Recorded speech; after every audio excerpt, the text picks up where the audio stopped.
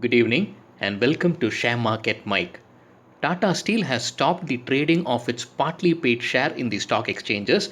The company has called for the payment for the partly paid shares to convert it into fully paid shares. So in this video, we will try to see what are the options the partly paid shareholders have in terms of making the payment and converting it into a fully paid share. Important disclaimer, I am not a SEBI registered advisor. This video talks about my understanding of the documents submitted by the company, how to make the payments to convert the partly paid share into a fully paid share. I do not hold any Tata Steel partly paid shares, so I have not done this practically. So before you make the payments, make sure that you understand all the details. Before we get into the video, if you like the video, kindly support us by hitting the like, subscribe and share button. Thank you. The company has made the first and final call for the payment of rupees 461 per share. The timeline is March 1st to 15th March. This is for the shareholders of partly paid shares of Tata Steel. So starting March 1st, shareholders can make the payment to convert it into fully paid share. Cash payment shall not be accepted. So let us quickly see what are the ways we can make the payments. The first method is online ASBA. This is similar to how we apply for IPOs through our net banking. We go to ASBA and then make our payment. So this is the easiest way. Suppose your banks do not allow online ASBA, then the second way is to do the physical ASBA, where we have to download an application form, fill the application form and take it physically to the bank that accepts ASBA. So the application form to be downloaded, the link for it is there in this video's description.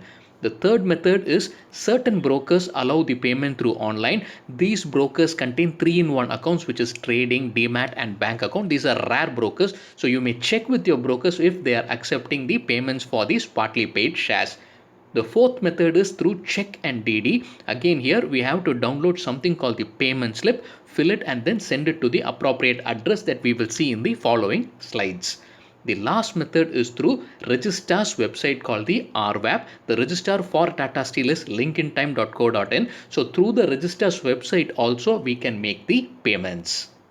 If you decide to pay by check or demand draft, make sure the payable to is correctly entered. For resident shareholders, it is different. For non-resident shareholders, it is different. The payable to is clearly mentioned here. So ensure that you enter the details correctly. Apart from that, you have to download the payment slip, the link for which is there in the description of this video. After downloading the payment slip, make sure the details are entered correctly. Some of the details that is asked in payment slip are shown here, and if at all there is any data that you are not aware of, please contact the registrar, get the details and then fill the payment slip. Once you are done with the payment slip, you need to present this to specific Axis banks before March 15th, on or before March 15th. So when we say specific Axis banks, which are all the Axis bank that accepts this, this is the detail that the company has given us. So please check if any of your location is visible here. So they have separated out for resident shareholders and non-resident shareholders.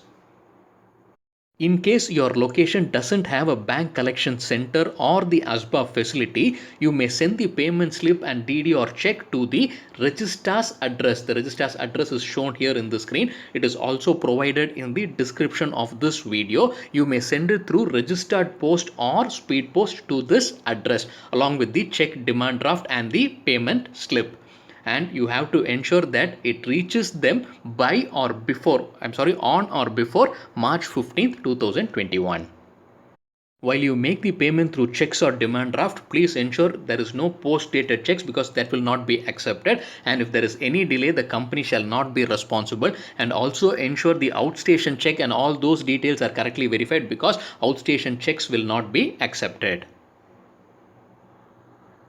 The last way of making the payment is the RWAP, which is the registrar's website, which is again an easier method similar to how we do it for ASBA. So once you go to the registrar's website, all the details will be presented there and we have to make the payment either through UPI or through internet banking. So which is also simpler, but ensure that you receive an acknowledgement after using the RWAP. The important thing that you need to know, this method is only for resident shareholders. Non-resident shareholders are not eligible to pay using the RWAP.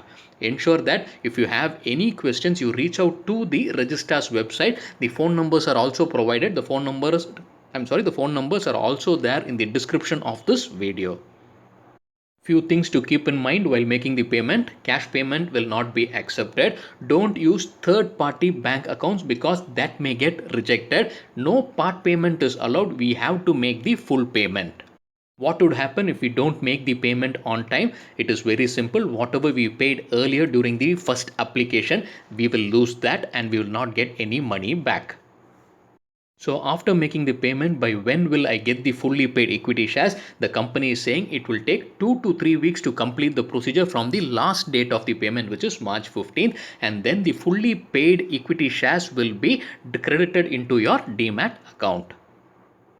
With this, we have come to the end of the video. Thank you for your time. If you think the video was helpful, kindly support us by hitting the like, subscribe and share button. Thank you.